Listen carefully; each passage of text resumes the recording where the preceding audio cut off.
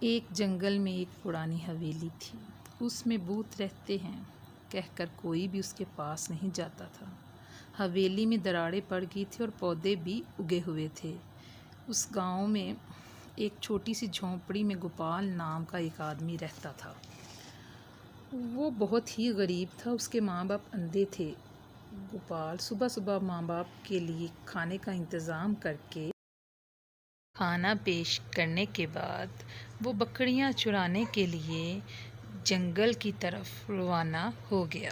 شام تک بکریاں گھاس چرتی رہتی ہیں اور خوب پیٹ بھر لیتی ہیں اور شام کو وہ گھر واپس لوٹ آتے ہیں۔ گھر میں آنے کے بعد وہ اپنے والدین کے لیے کھانا بناتا تھا۔ اس گاؤں میں گبر نام کا ایک بدمعاش بھی رہتا تھا۔ ایک دن وہ اپنے آدمیوں کے ساتھ گوپال کے گھر آیا اور کہنے لگا، اس جگہ کو بیچنے کے لیے کتنی بار تمہیں کہا، تمہاری جگہ کے بغل میں ہی زمیندار کی جگہ ہے، وہ تمہاری جگہ کو شامل کر کے وہاں ایک کیمپس بنائے گا۔ اگر جان بچانی ہے تو جتنے پیسے دیے ہیں اس کو لے کر جھونپڑی چھوڑ کر چلے جاؤ، اگلی بار کہوں گا نہیں، تمہاری جان لے لوں گا۔ گبر اس کو دھمکا کر چلا گیا۔ اس کے پتا اس کو کہنے لگے کہ وہ جو کہتا ہے وہ کر کے دکھاتا ہے، ہم کہیں دور چلے جائیں گے۔ پتا، ہم اس جگہ کو چھوڑ کر کہاں جائیں گے؟ ہم جیسوں کا اوپر والا ساتھ ہے وہ اور کہیں بھی نہیں جائیں گے۔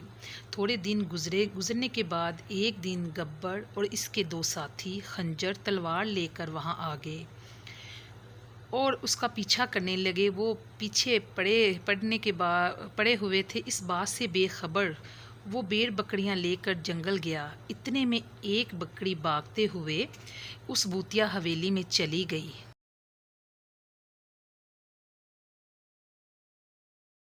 گوپال بھی حویلی کے اندر چلا گیا۔ یہ دیکھ کر گبر کا آدمی بولا، باپ رے، یہ کیا ہوا؟ مجھے ڈر لگ رہا ہے۔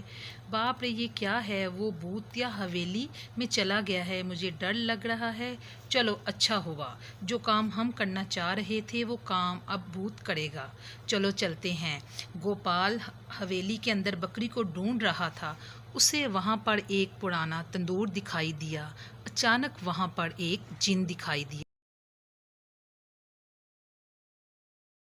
کہوں گا یہ ایک جادوئی تندور ہے، اس میں ایک سموسہ رکھو گے تو 100 سموسے نکلیں گے۔ ایک زمانے میں نے ایک آدمی کو مار کر اسے پایا تھا۔ جس آدمی کو میں نے مارا تھا وہ ایک نیک آدمی تھا۔ اس کو مارنے کی وجہ سے اوپر والے نے سزا کے طور پر مجھے یہاں پر بھٹکنے کے لیے چھوڑ دیا۔ میری سزا تب ختم ہوگی جب میں کسی نیک آدمی کو یہ دے دوں گا اور وہ اس سے فائدہ حاصل کرے گا۔ یہ کہہ کر وہ غائب ہو گیا اور گوپال دیکھ رہا تھا۔ گوپال اس کے بعد وہ تندور گھر لے کر آ گیا اور اپنے گھر کے سامنے تندور لگا لیا۔ اس نے 5 روپے کا سموسہ لکھ کر ایک بورڈ لگا لیا۔ اس نے میدے کا ایک سموسہ بنا کر تندور میں لگایا اور کچھ دیر بعد جب کھولا تو بہت سارے سموسے بن گئے۔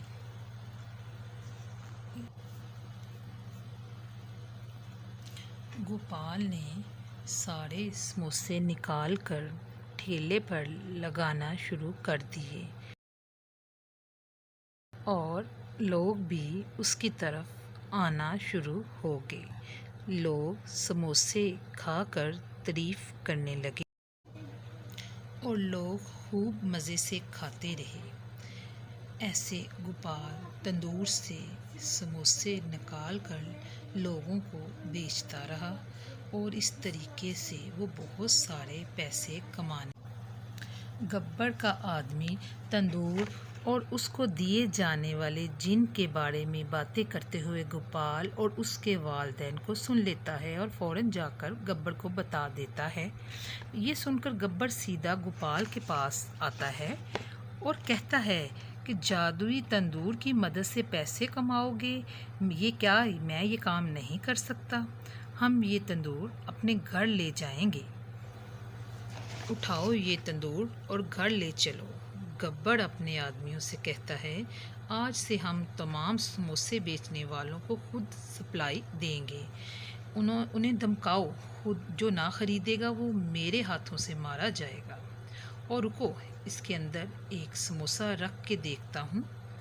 اور جیسے ہی اس نے ایک سموسہ لگایا، اندر سے ایک ہاتھ باہر آیا اور اسے اندر کھینچ لیا۔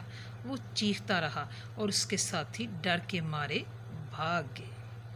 بعد میں گبر جیسے کسی نے لات مار کے ہوا میں اچھال کر منہ کالا بنا کر باہر گرا دیا ہو۔